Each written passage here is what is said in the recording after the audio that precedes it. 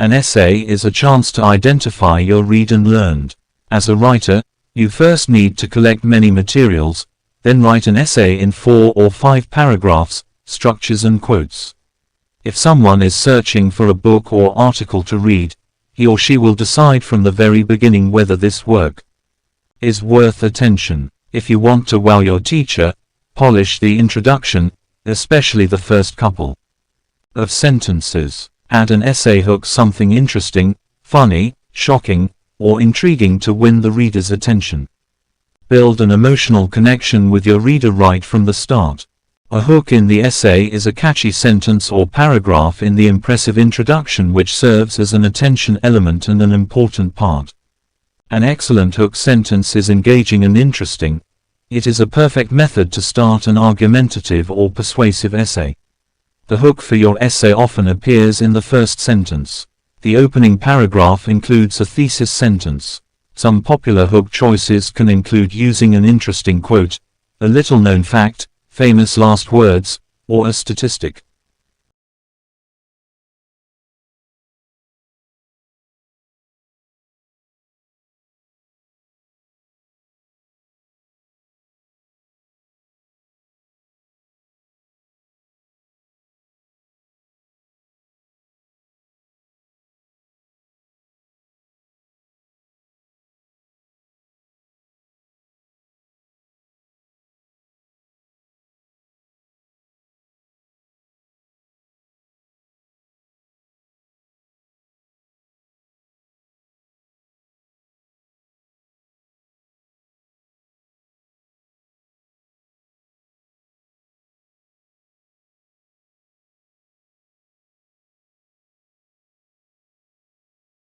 Banks provide short-term finance to companies in the form of an overdraft on a current account.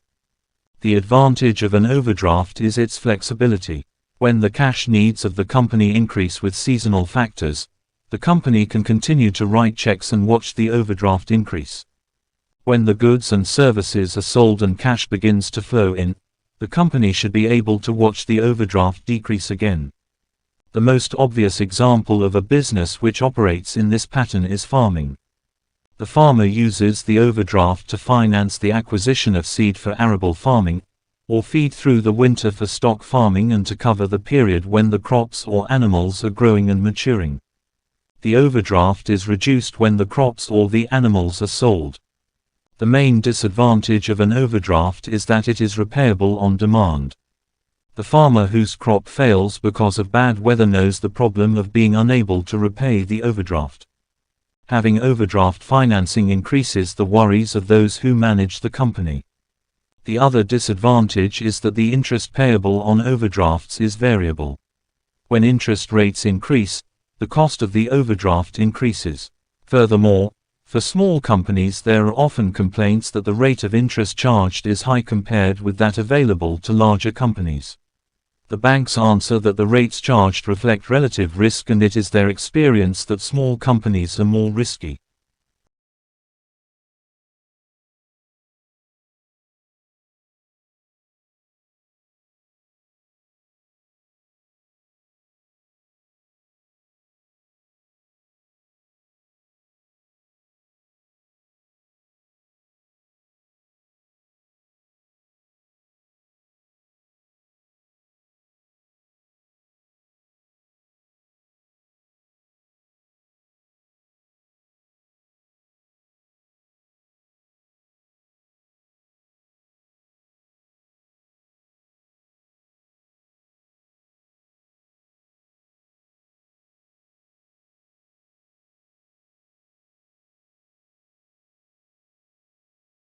Research shows that when people work with a positive mindset, performance on nearly every level, productivity, creativity, engagement improves. Yet happiness is perhaps the most misunderstood driver of performance. For one, most people believe that success precedes happiness. Once I get a promotion, I'll be happy, they think.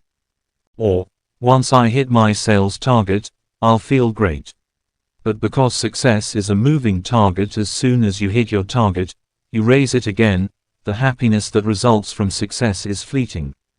In fact, it works the other way around. People who cultivate a positive mindset perform better in the face of challenge. I call this the happiness advantage. Every business outcome shows improvement when the brain is positive. I've observed this effect in my role as a researcher and lecturer in 48 countries on the connection between employee happiness and success. And I'm not alone. In a meta-analysis of 225 academic studies, researchers Sonia Lyubomirsky, Laura King, and Ed Diener found strong evidence of directional causality between life satisfaction and successful business outcomes. Another common misconception is that our genetics, our environment, or a combination of the two determines how happy we are. To be sure, both factors have an impact.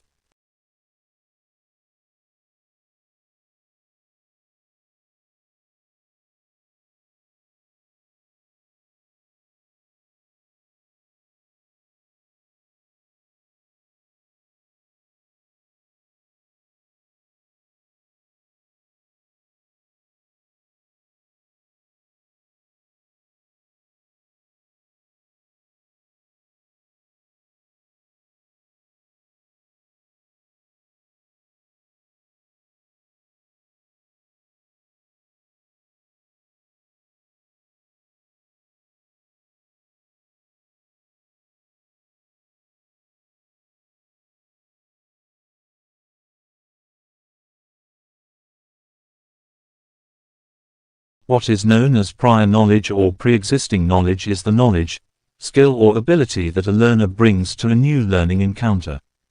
This includes all knowledge that is available before the learning event, and which has been gathered or developed by any means, and in any situation, including both formal and, quite often, informal learning situations. Learners need enough previous knowledge and understanding to enable them to learn new things. They also need help making links with new and previous explicit knowledge. It is considered to be valuable to go through a process of what has been called activating prior knowledge. Teachers often go through this process at the beginning of a new topic. They also use introductory strategies at the beginning of lessons which are continuations from previous lessons.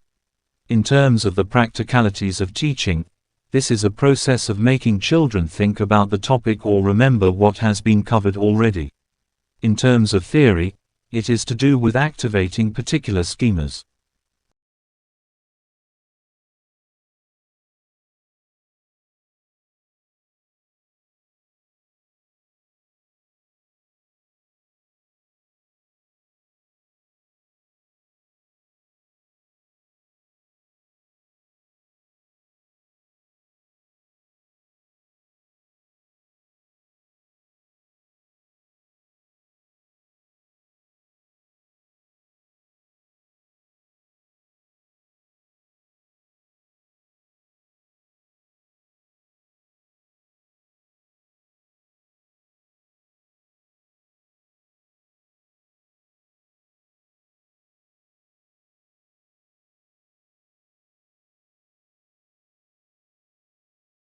It might seem a little eccentric, but reviewing your work by reading it aloud can help to identify the wooliest areas. This works best if you perform your reading in a theatrical way, pausing at the commas and ends of sentences. If you run out of breath during a sentence, it is probably too long. You ought to be able to convert your writing into a speech in this way. If it sounds too stilted and convoluted, perhaps you could rework these parts until they sound fluid. It is unlikely that your reader will be fooled by the idea that long words make you sound clever.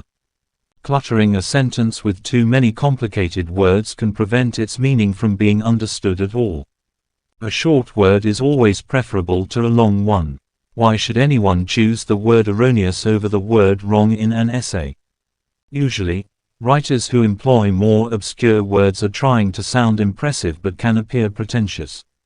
Direct words enable you to control what you are saying, and are not necessarily babyish, but the most appropriate ones for the job. When you read your writing aloud, you will notice that the key stress comes at the end of your sentence. It is, therefore, most effective to end with a short and emphatic word to secure your point. Try to resist the impulse to waffle at the end of your sentence by trailing off into qualifying clauses.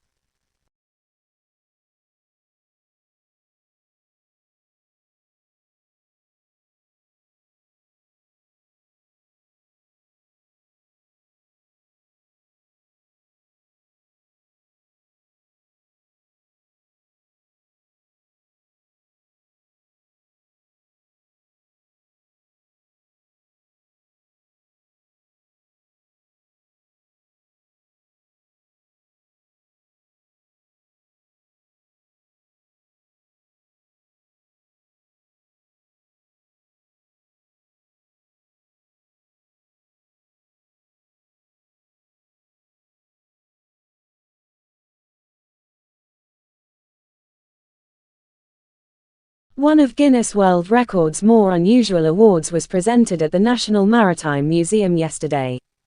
After a 100-day trial, the timepiece known as Clock B, which had been sealed in a clear plastic box to prevent tampering, was officially declared, by Guinness, to be the world's most accurate mechanical clock with a pendulum swinging in free air. It was an intriguing enough award. But what is really astonishing is that the clock was designed more than 250 years ago by a man who was derided at the time for an incoherence and absurdity that was little short of the symptoms of insanity, and whose plans for the clock lay ignored for 2 centuries. The derision was poured on John Harrison, the British clockmaker whose marine chronometers had revolutionized seafaring in the 18th century, and who was the subject of Longitude by Diva Sobel. His subsequent claim, that he would go on to make a pendulum timepiece that was accurate to within a second over a 100-day period, triggered widespread ridicule. The task was simply impossible, it was declared. But now the last laugh lies with Harrison. At a conference, Harrison decoded, towards a perfect pendulum clock, held at Greenwich yesterday, observatory scientists revealed that a clock that had been built to the clockmaker's exact specifications had run for 100 days during official tests and had lost only 5/8 of a second in that period.